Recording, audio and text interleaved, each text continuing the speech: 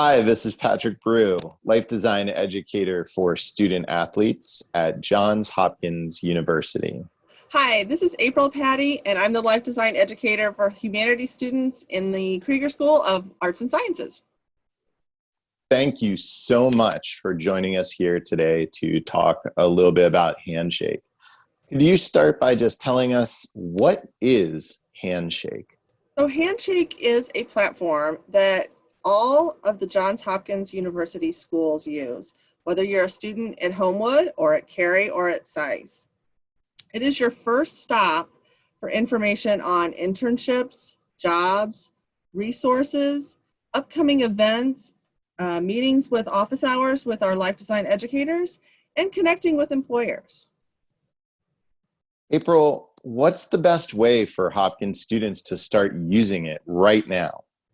So all Hopkins students already have an account. You just need to activate it. There's two ways to get into Handshake. The first way, you can go directly to the website, which is jhu.joinhandshake.com.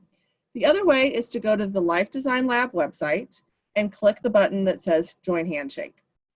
Next, you enter your single sign-on. So your JH ID and your password. It's single sign-on, the same password and logon that you use for all other JHU activities. Thank you so much.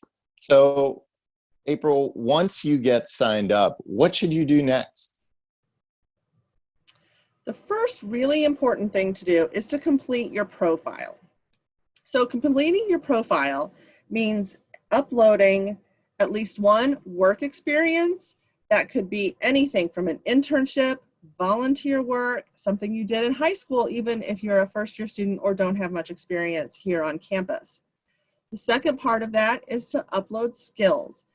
Everything is included. It includes foreign languages, it includes computer languages, includes ability to edit, Excel, anything that you think an employer would be interested in learning about you, include that in your skills section.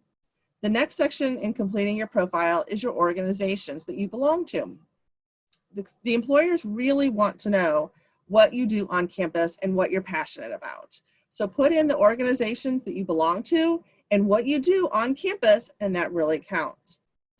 Once you have a completed profile, if you feel comfortable, the next best thing to do is to make it visible to employers. More than ever, employers are searching online for students. They're not coming to campus anymore for in-person interviews to see who applies. So they're searching profiles. By allowing employers to search your profile, you may be more enticing to employers for them to reach out to you.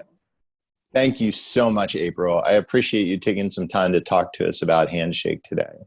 You can activate your Handshake profile right now by going to the link on your screen.